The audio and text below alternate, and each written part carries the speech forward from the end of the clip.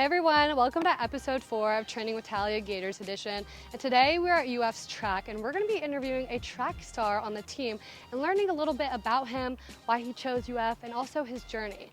Then I'm going to be trying to beat his 100-yard dash from high school, which is really hard to do.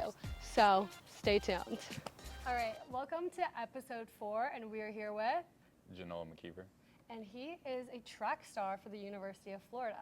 So I kind of want to know what got you into running and what do you do for Florida? It's pretty interesting how I got into running. I was playing football at high school and I wanted to get more offers, and my coach told me to start running track.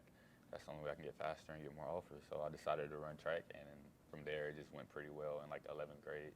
And here at the University of Florida, I'm a 400 runner and I'm also on the 4x4, and this is my second year here. When was the first moment you fell in love with track? It was my first year when I won stakes in the 200 and 400 my first year. It was just the fact of like winning, having the feeling of winning just felt good. Mm-hmm. And who do you think your biggest influence is? My biggest influence, I would have to say maybe Usain Bolt. I feel like just watching him as a kid, even before I even ran track, just watching somebody like him, everybody just loved him. We cheered for him even though he was for Jamaica. I'm American. It was just, everybody just always cheered for him. And can you tell me a little bit about the season so far and any big accomplishments, even in your college career? So far, I'll just start with this year. I only ran a few meets indoors. The first meet, I ended up breaking the 600 record indoors. It was actually the world record. And then I had another meet. I opened up with a 45-1 indoors, which was my PR. That was pretty good. And then I set out for a while, so I've been out for a while since I tore a disc in my back.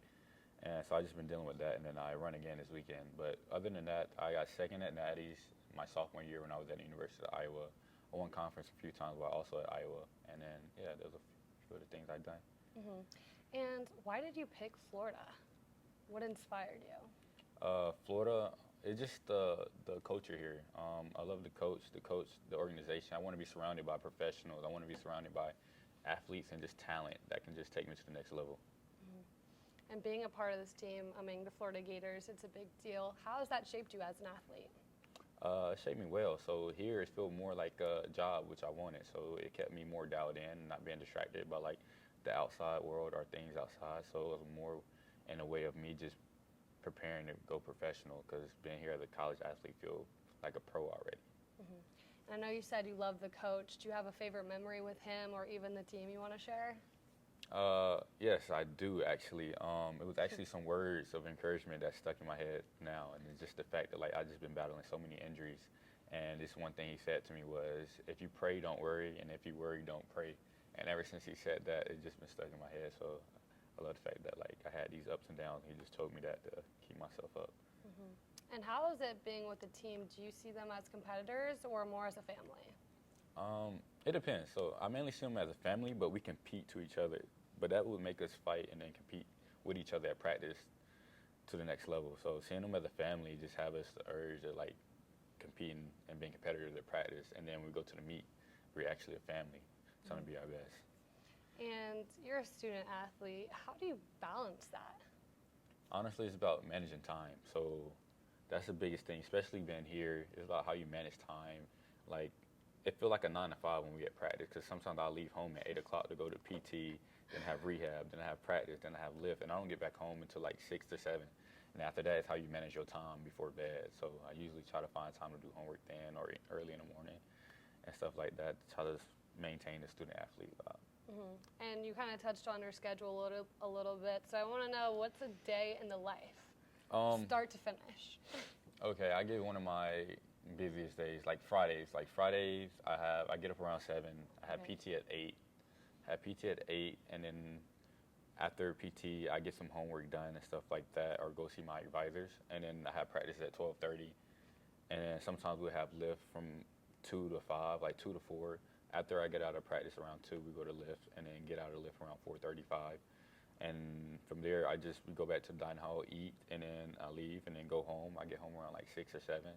And then from there, I try to enjoy my night as much as I can before preparing for another day. Mm-hmm. Was there a certain, do you call it tournament or races? We just say meet, track meet. Track meet? Mm-hmm. Do you have a favorite track meet that really sticks to you? My favorite track meet besides the nationals, I would say Florida Relays or Tom Jones. Tom Jones is actually this weekend. It's our home meet. I would have to say Tom Jones actually because it's senior day. We give a shout out to our seniors, families here, and a lot of professionals are here as well. So that's just a good home meet for us, I'd say. So yeah. And what are the future goals after you graduate? So my future goals, I continue to run track. Plan to get a contract to go pro. Also make the world team this year, and then from there make the world team every year, and then hopefully make the Olympics in a few more years as well when they come back. And just I don't know, with just being track, I just want to be the best version of myself while running track, basically. And I have to go back to when you were younger. Was there a moment you were like, wait, an exact moment, and you're like, wait, I'm actually fast. This could be a full-time career. Yeah, so I was always fast as a kid, like even playing football, and then there was a time where like when I started hitting puberty, I got fat. So so that's when I got slow, and I was very slow. And then I started to play when high school came. I became a quarterback, and I was just a slow quarterback. And then I wanted more offers. And I ran track 1 year, and my track coach just elevated my speed from like being a slow kid to like somebody who was pretty fast. He was already producing hella people to go to college out of high school and track. So it was just that 1 year I ran track, and it just made me fast. And I was just like, I broke the 50 barrier. I went like 49, then I went 48, and then everybody was like, oh my gosh, college is about to start hitting you up. And I was like, really? And then I just got like, from there, I was like, maybe I have something in this track. And looking back, would you change anything? Honestly, no. I think about it a lot because I was so close to sticking with football and going to college for football. But I'm glad I picked the path I went, even though I had some conflict with my dad, even though he was like, wanted me to go for football. But I picked track, and I'm happy I did that. And is there anything you want Gator Nation knowing about you that we might not see on the track? Gator Nation, I love being in nature, so I go to the parks and stuff like that, and also I like watching anime. And I also play Warzone a lot, so if you ever want to play Warzone, feel free to hit me up and we can play. We're gonna go down to the track and he's gonna show me some of his favorite stretches, some drills, and a potential, maybe, little race. So here we go. Okay, so we are out here on the track and I wanna ask some questions about warm-up. What's a typical warm-up like? Typical warm-up, first we'll start off with a warm-up lap. After that, we get in like 4 easy strides. And then from there, we'll go to the mat and hit some stuff on the ground, like static stretching and stuff. And then we come back to our drills. Some of the drills we do, it can be things from a skip, which are these. And then after that, we walk back down 50, and then we do that again. And after that, we will do high knees, making sure we dorsiflex to get warmed up. And then from there, we get out. We have 2 sprints. And then after that, we'll get back to stretching. So we'll do some things where we do like, I don't know what to call it, but we do a lot of stretches from side to side. And then once that's forward to get our hamstrings loose. So those are some of the things we do with warming up. I think a lot of our warm up is more so just being active, jogging and just sprinting to get more warm. But other than that, we do static stretching, which I would lay on the ground in a moment, but I don't know about it right now. Okay, and why are these warm-ups so important to track and field? It's to prevent injury and keep us warm, keep us healthy. So many things is to warm up and like mimic our sprint, so to get us going, get our hips, get our hamstrings and everything active and activated. So mainly activating these muscles to warm up to get ready for our workout. And you said there's stretches you do, is that on the ground? What are those called? So some of the stretches we do on the ground is like, we do, I can actually show you some. Yeah. If the camera can get me. I'll back up Let's some. get him doing these stretches. So some of them that we do is, we do these to go to the side, to get our hips open. We do some of these to get the hamstrings and everything active. And then this is like a hamstring stretch. So we do this. It's just a lot of stuff to get static and our muscles and things like that.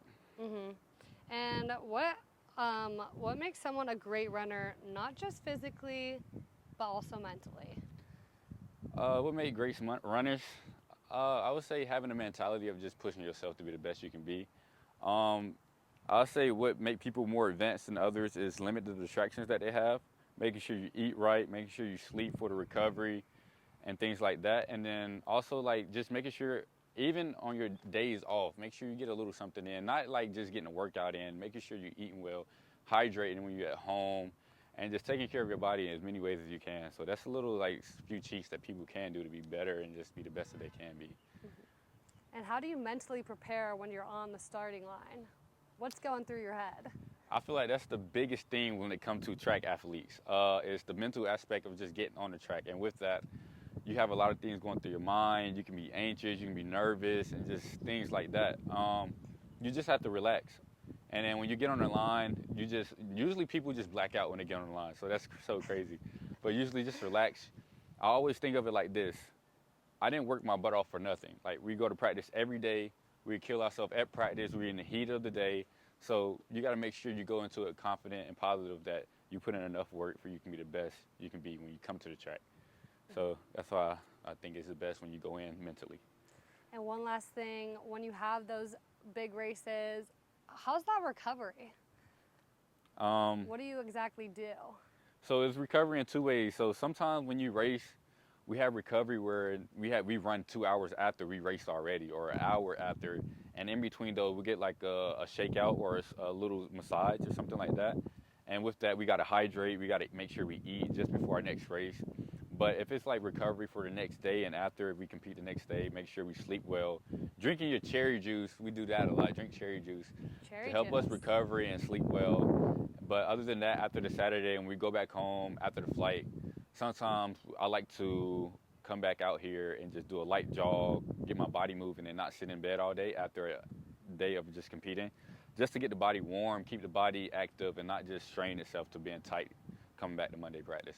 Okay, so unfortunately I can't race him because he has a super important meet on Wednesday and we don't want to risk injury. But I am going to be trying to beat his 100-yard dash, which is 10.7 from high school. Which is crazy. I'm going to try and we're going to compare my time to his. Ooh. And that's how you'll know what an average person looks like compared to a D1 athlete. Yes. Well, let's do it. I'm going to be going 100 yards that way. He's going to use his phone to time me. Do you have any words of encouragement, advice? Don't try to kill yourself. Pace yourself and make sure dorsiflex flex and keep your hips up. Okay. And I don't have my running shoes on, so. This is going to be great. When I put it down, start it. Okay. Okay.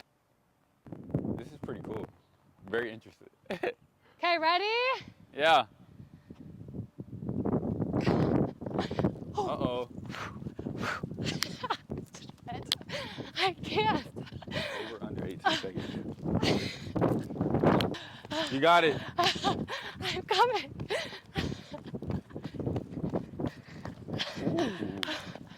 Well, how did I do? Did better than I thought. Should I show the time? Yeah. 19.